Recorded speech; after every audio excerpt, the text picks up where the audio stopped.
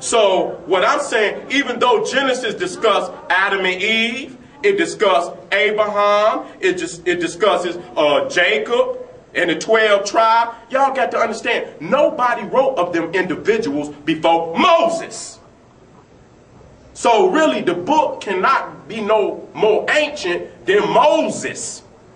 When you look at a book and that motherfucker got a copyright on it, it's copyrighted to an individual.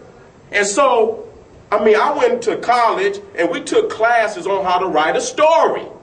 And one of the parts of writing a story is you pick a setting. You pick a date, you pick a time, so you can, you know, so the people can envision in their mind what it might look like. If it's in the 1800s, people can imagine motherfuckers riding around on wooden wagons or whatever. So just because an individual might pick a historical ancient time to write a story, that don't mean he lived in that time.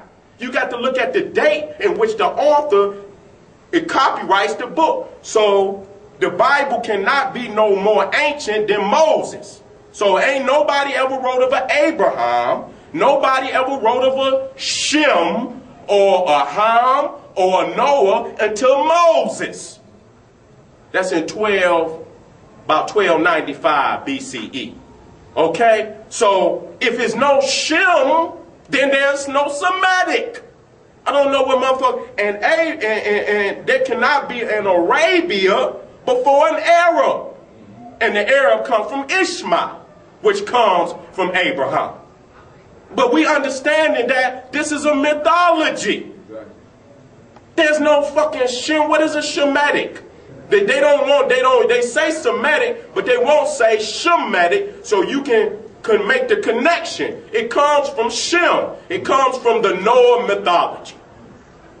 So you cannot extend it no further than that. If they could show me a manuscript where it discusses a Shem, a Noah before Genesis, would you please bring me the book? Okay then. So the white boy was trying to refute what Dr. Ben had taught, that the early Christians said that Jesus had been born in Ethiopia, that it was not Bethlehem. And y'all got to understand, they done updated a lot of these words. There is no vowels in the middle now. So what they do is that they play with the vowels. They play with, you know, really it's Bethlehem. It's not him. And I go over it again with y'all that it could be Kemet, K-E-M-E-T. It could be some people spell it Kamet. They'll spell it K-A-M-A-T. Some people even use a I, K-I-M-I-T, Kemet. Okay? So the hymn, Bethlehem, is actually Bethlehem. Okay? And Ham is Kam, him is Kim, it means black. And so Beth is house, Lee of Ham, house of the blacks.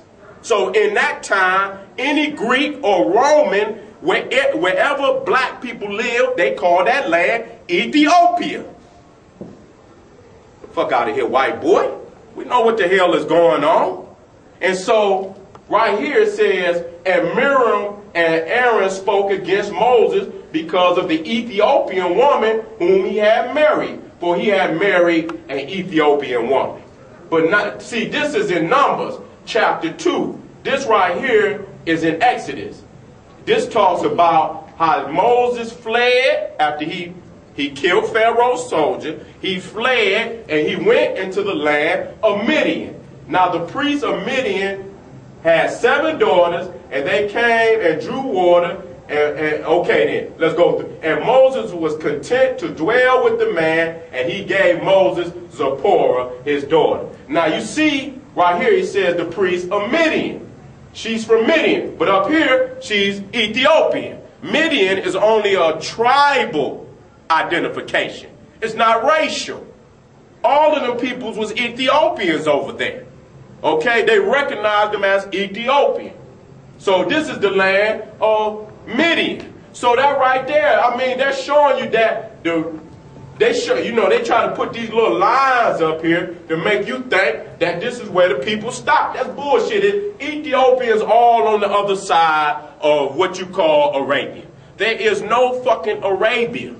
All of that was ran by the Nile Valley Africans thousands of years before any of them damn religions came on the scene. Period. And they know that. And it's still evidence out here. They still got Egyptian temples all over there. They're not going to tell y'all about it. They might not be in the best condition, but they're there. The documentation is still there. So right here, this is a map showing you, right here, this is Cush, okay? Seba, Sheba, Ramah, Havilah, Dedan, these are all Hermetics. And it shows right here Canaan, Hamath, Heth, Shinar, showing that the Cushites had went all over there. See, they putting this, see, this is the lie, the Shem shit. That's the lie, okay? Because it's only one man, original man. That's the African. So if you ain't an African, I don't give a fuck whatever you call yourself. You didn't deviate it one way or another. You didn't deviate it. Okay, so the original is the African.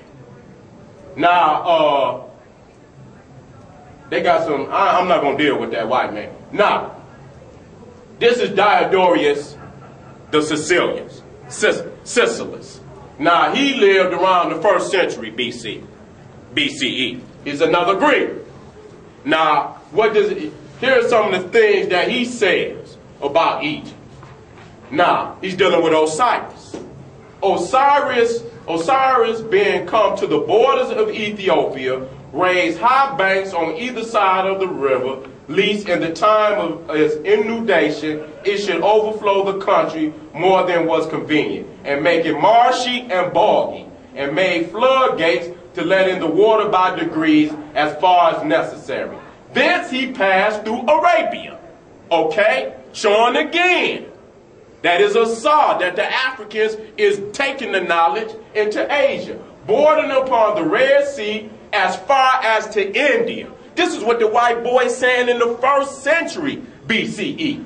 That they knew of a saw the Africans going all the way to India. One of which he called Nasser, willing to have a remembrance of that in Egypt where he was brought up. At this Nasser in India, he planted ivy, which grows and remains here only for all other places, here only of all other places in India or parts adjacent.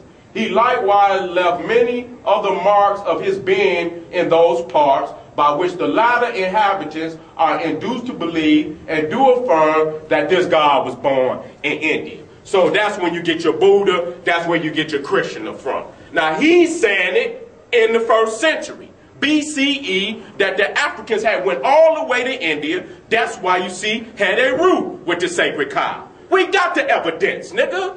All that Islam shit, that Christianity shit, that Judaism, that's bullshit. If you take the time to sit down and study it, it's evident. It's evident. Only a theological madman that just can't get over that money that he getting in that goddamn basket every Sunday, every Friday and Saturday. He just can't get over the money. I can understand that, nigga. But today, portraying this shit to be the truth is dead in the water. Y'all got to call that boy up, Diodorus Siculus. You got to call him up. You got to remember his name. You got to remember, because he's an eyewitness in the 1st century BCE. None of these Muslims was there. None of these Christians was there. Matter of fact, their goddamn religion don't even exist at the time. Okay, this is before Jesus. This is before Islam. And so it says that he crossed over Arabia and took his empire all the way to India. What else? And so this is a saw in that land. And so when you read the 16 crucified saviors, then you can understand what he's talking about. You can understand what he's talking about when you read that book. Too much evidence, family, for us to be going over this shit over and over and over and over. Get the documents. No man can go, if you didn't live in that time, you got to yield to Diodorus Siculus. He's still a white boy, but at least you can put his, he ain't got to lie about what the cracker lying about today. The lie, it graduates. You know, every time a motherfucker come up with the science, he revises it. And so the lie in that day wasn't the lie of this day. So you can use the white man against himself. And most of the time, he's going to discredit his ancestors who said these things about Egypt and say they didn't know what they was talking about. That he knows better